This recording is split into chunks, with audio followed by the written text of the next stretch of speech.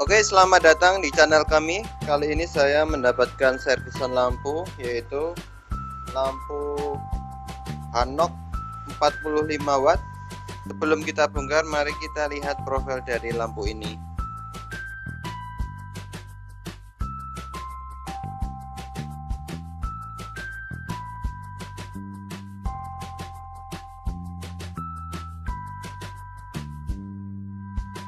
Sebelum kita bongkar, kita cek dulu menggunakan anti konslet. Oke, tidak menyala ya teman.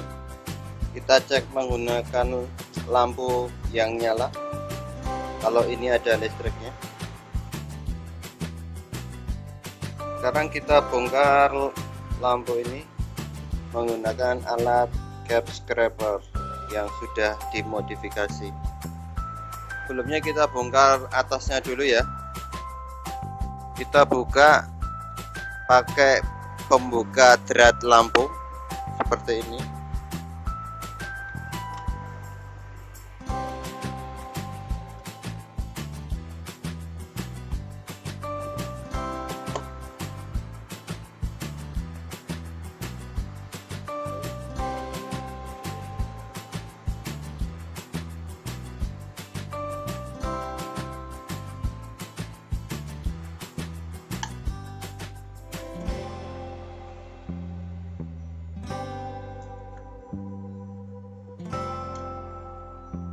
Oke teman, sudah terbuka, kondisinya seperti ini.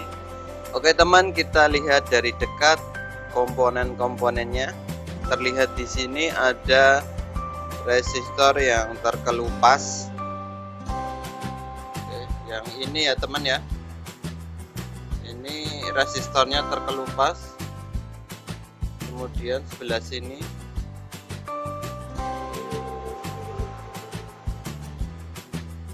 ini juga, ini resistor basis 15 ohm. Oke, yang sebelah sini tidak terlihat ya teman. Kemudian sebelah sini kita lihat ya, sangat jelas sekali ini. Terlihat di area sini gosong ya teman. Dan kita lihat coba ya, ini ada kaki elko yang sudah lepas dari PCB-nya. Ini juga kapasitornya juga sudah lepas ini. Sementara yang terlihat adalah ada dua komponen, yaitu elko sama kapasitor pilar patah. Oke, dan terlihat PCB-nya gosong. Kita cek filamennya apakah juga putus. Oke teman, saya menggunakan multimeter manual pada skala ohmmeter 1 kali. Oke. Pengecekan ini bertujuan hanya untuk mengetahui filamen masih nyambung atau tidak. Filamen 1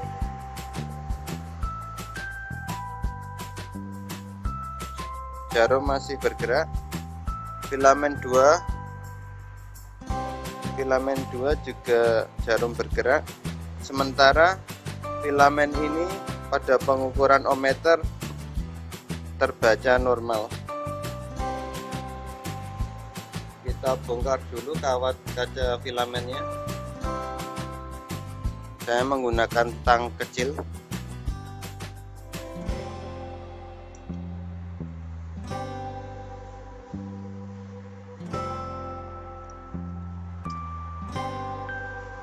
Oke teman, seperti ini kondisinya setelah dibuka PCB-nya.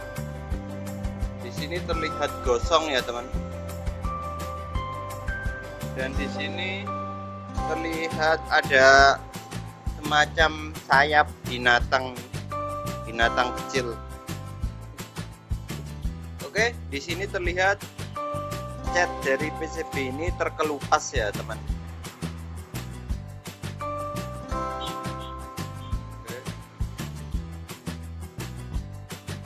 Dugaan saya ini adalah karena ada cairan yang masuk ke dalam casing dan mengenai PCB lampu. Oke teman, sementara saya cari dulu apa saja komponen-komponen yang harus diganti, komponen apa yang rusak dan harus diganti. Video akan saya lanjutkan.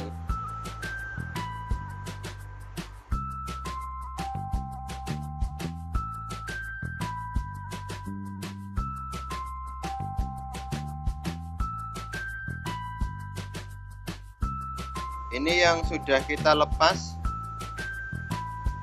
elko. Ini kapasitor yang lepas tadi, kakinya sudah buntung ini. Kemudian ini yang terkelupas tadi, resistornya. Ini juga terkelupas. Dan ini transistornya yang terhubung dengan resistor emitter dan basis. Kita cek dulu transistornya menggunakan smart tester. Oke, kita nyalakan.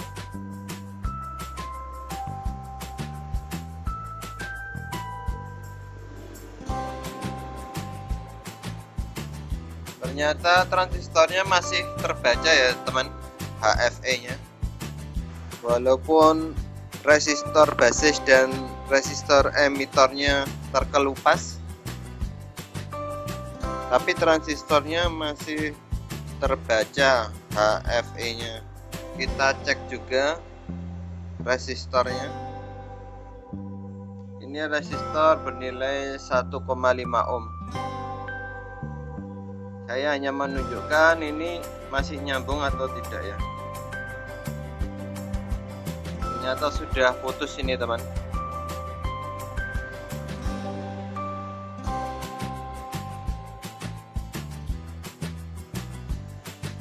Ini resistor 15 ohmnya juga udah putus. Tapi transistornya masih bagus ini teman. Jadi kalau kasusnya adalah karena terkena cairan, kita tidak bisa menggunakan kebiasaan. Misalkan resistor basis emitornya rusak, belum tentu transistornya juga rusak, karena kasusnya ini karena eksternal ya. Jadi karena ada cairan yang masuk ke dalam rangkaian yang bisa memicu konsleting. Jadi kerusakan ini acak ya, tergantung komponen mana yang terkena cairan tersebut, terutama jika cairan itu mengenai tegangan tinggi, misalkan di elko atau tegangan tinggi yang lainnya. Bisa saja dioda juga konslet mati atau putus. Oke, kita cek transistor satunya, kita lepas dulu. Oke teman, sudah terlepas. Kita cek menggunakan smart tester lagi.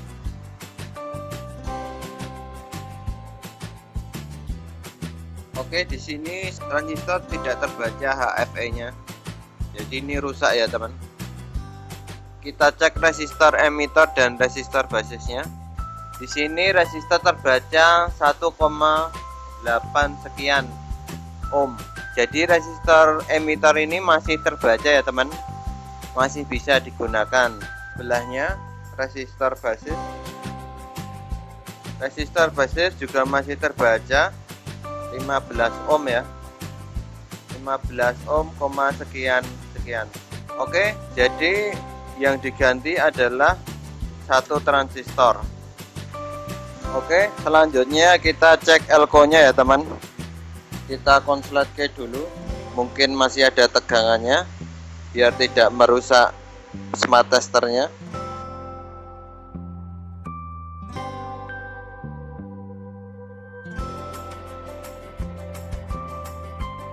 Oke teman, di sini elko nya juga masih terbaca 15, sekian mikrofarad, ESR 1,3 ohm, velosnya 0,8%.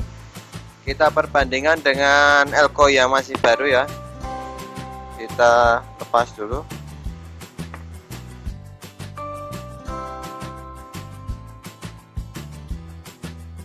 Angkanya 15, sekian mikrofarad, ESR 1,7 ohm, velosnya 0,7%. Jadi elko bawaan PCB ini masih bisa dipakai. Transistornya saya ganti tipe JS13005 ya. Kita cek dulu menggunakan smart tester. Oke, transistor barunya normal ya teman.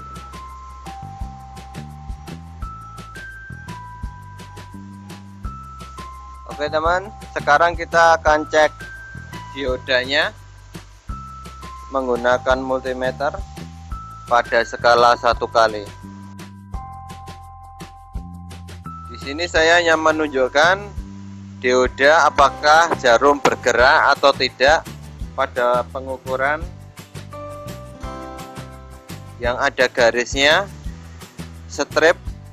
Itu saya gunakan probe hitam, dan yang enggak ada stripnya probe merah. Kita mulai pengukuran.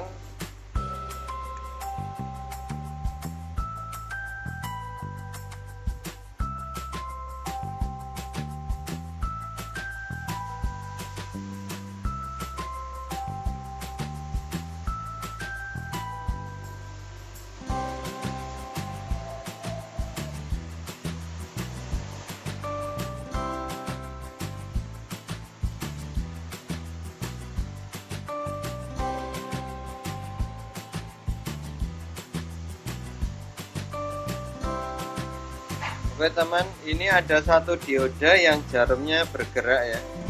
Kita akan coba lepas diodanya. Kita ukur ulang diodanya.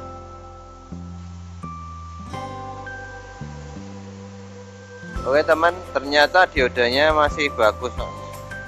Karena kita pengukurannya di PCB bisa salah ya. Karena terkait dengan komponen-komponen yang lain. Kita pasang lagi. Oke teman, sementara ini yang kita ganti resistornya 1,5, saya ganti 1 ohm. Resistor basisnya tetap sama 15 ohm.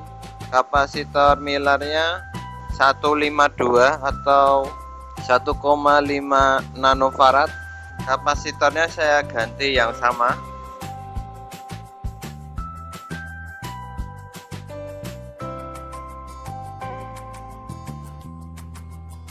Ini kapasitor yang lama, tidak bisa dicek karena kakinya sudah putus. Transistornya saya ganti yang 13005. Untuk yang lain masih bisa dipakai yang elko sama transistor satunya. Kita pasang dulu ke PCB. Karena di sini terlihat gosong, jadi harus kita bersihkan area yang gosong itu ya, PCB-nya menggunakan cutter aja. Kita kerok sampai gosongnya hilang. Oke teman, karena ini saya kerok gosongnya itu ternyata luas mengenai jalur kapasitor Miller yang kita ganti tadi. Jadi kapasitor Miller ini saya pasang di bawah saja, atau tidak saya pasang di tempat seharusnya. Jadi area yang gosong tadi tidak kita pakai, kita geser komponen ke jalur yang lain. Jadinya seperti ini ya. Jadi ini adalah elko-nya. PCB-nya sudah saya kerok sebesar ini, tapi masih meluas ya karbonnya. Jadi saya putuskan untuk mengelupas jalur tembaga yang sebelah sini. sama sebelah sini. Ini adalah untuk kaki kapasitor Miller, saya pindah di sini. Kenapa saya pindah? Alasannya karena kapasitor sebelumnya itu kakinya sampai patah, berarti di situ memang ada aliran listrik yang besar ya. Penyebabnya adalah karena cairan sebelumnya yang menyebabkan konsleting tadi sampai merusak kaki komponen yang mengenainya. Jadi ada listrik tegangan tinggi dan juga cairan yang merembet ke mana-mana. Di sini ini adalah bekas PCB yang terkena cairan ya. Catnya sampai terkelupas. Jadi ini saya sambung sendiri menggunakan bekas kaki komponen. Di sini ada lubang. Ini juga saya sambung dengan kaki komponen karena ini sudah patah. Oke. Dan di sini sudah saya ganti resistor emitter, resistor basis, transistor 13005. Kita coba nyalakan rangkaian lampu ini. Oke teman, sudah kita rangkai, kita nyalakan anti konsletnya. Ini coba saya tutupi sinarnya. Ini sangat terang sekali ini ya teman. Lampu sudah menyala dengan normal dan terang. Oke, jadi apa penyebabnya lampu ini mati? Penyebabnya adalah karena ada cairan yang masuk ke dalam casing lampu mengenai PCB lampu. Karena cairan ini mengenai elko yang berketegangan tinggi, maka aliran listrik tersebut mengaliri komponen-komponen yang terdekatnya atau yang mengenainya, sehingga seperti kapasitor Millernya juga rusak. Kaki komponennya sampai patah. Kemudian cat pada PCB lampu juga terkelupas. Intinya untuk kasus terkena cairan ini tidak bisa menggunakan cara atau metode kebiasaan atau lampu mati karena penggunaan.